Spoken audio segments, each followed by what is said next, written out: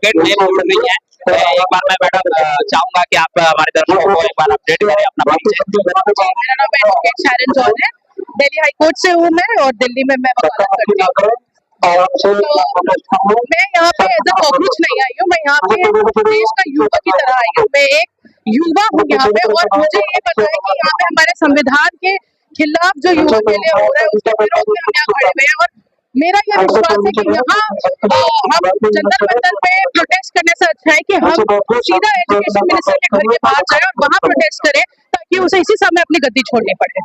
लेकिन मैम ऐसा भी हुआ है कि धर्मेंद्र प्रधान जी के घर पे प्रदर्शन भी हुआ है, लेकिन इसका कोई असर नहीं पड़ता हुआ दिख रहा है, बिकॉज क्योंकि धर्मेंद्र प्रधान जी बहुत लंबे टाइम से इस पद को संभाल रहे हैं।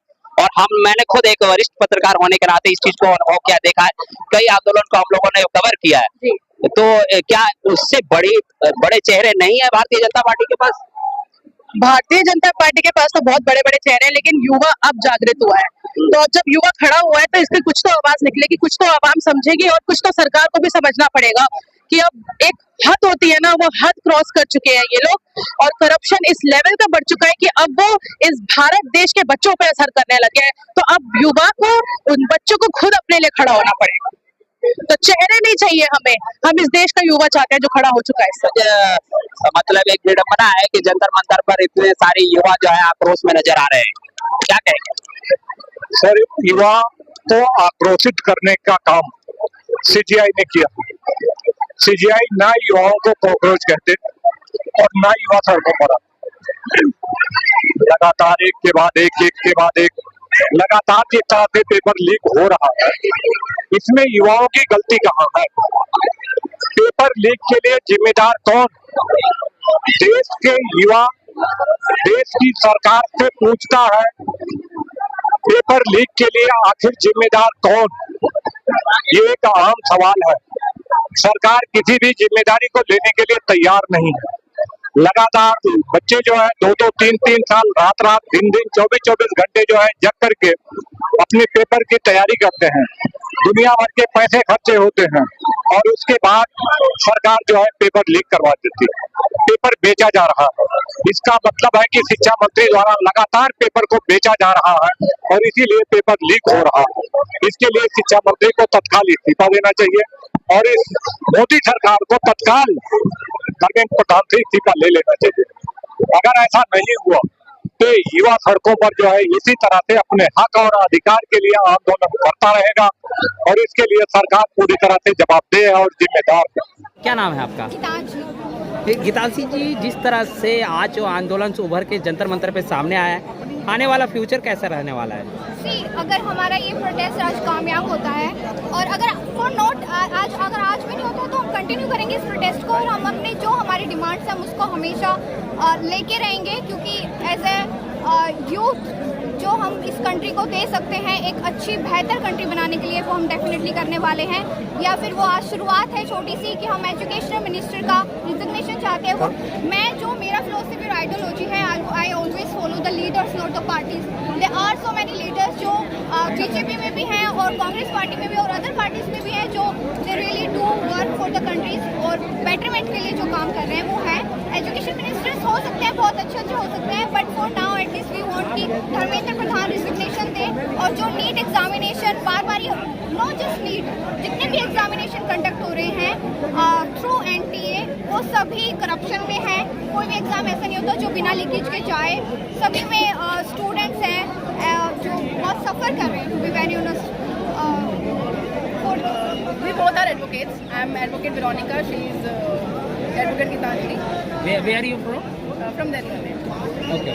Yes, continue. तो अभी जैसे गाजियाबाद में भी हुआ है केस, अभी रिसेंटली केस हुआ है यहाँ पे कि डॉरी के करके उसने सुसाइड किया है, या जो भी अभी हुआ है वो कंट्रोवर्सी चल रही है उसका भी, और भी चीज़ों में अभी जो लड़कियाँ फेस कर रही हैं चीज़ें, तो उसमें जो भी अभी हमारा अभियान आया था वो इम्प्लीमेंट तो हुआ नहीं है, first of all. And secondly, अगर हम सिर्फ बोल रहे हैं कि अब पीपल से कि we are women and then we are talking about women, that's not correct. अभी जैसे मेन के भी राइट्स अगर हम पूछते तो मेन के राइट्स भी नॉट इनफ, राइट? हमारी कंट्री में मेन के लिए कोई भी लॉज जो है वो नहीं है टू प्रोटेक्ट देयर राइट्स। जो भी फेस कर रहे हैं 498 के फॉल्स केसेस भी फाइल होते हैं कोर्ट में, राइट? तो उनके ऊपर भी कुछ ऐसा नहीं कि अगर फॉल्स केस आ रहा है, क्या दे प्राइमा फेसी अगर हो रहा है तो रजिस्टर होना चाहिए या नहीं होना CGI फाइल रजिस्टर अगर हो भी रहा है तो किस बेसिस पर कर रहे हैं, देन प्रॉपर अगर सुप्रीम कोर्ट गाइडेंस लेकर आ रही है तो पुलिस स्टेशन जो है वो गाइडलाइंस को फॉलो कर रहे हैं या नहीं कर रहे हैं, राइट।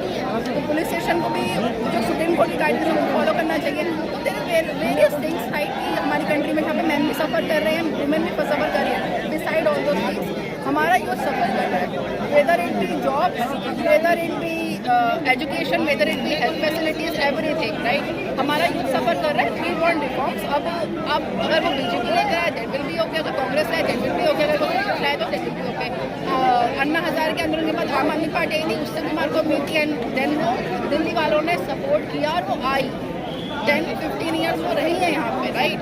तो जब नहीं दिखा एक्साइज पुलिस का केस चला, उसके बाद वो एक्विट भी हो गया, अभी उनका दिल्ली हाई कोर्ट में केस चल रहा है।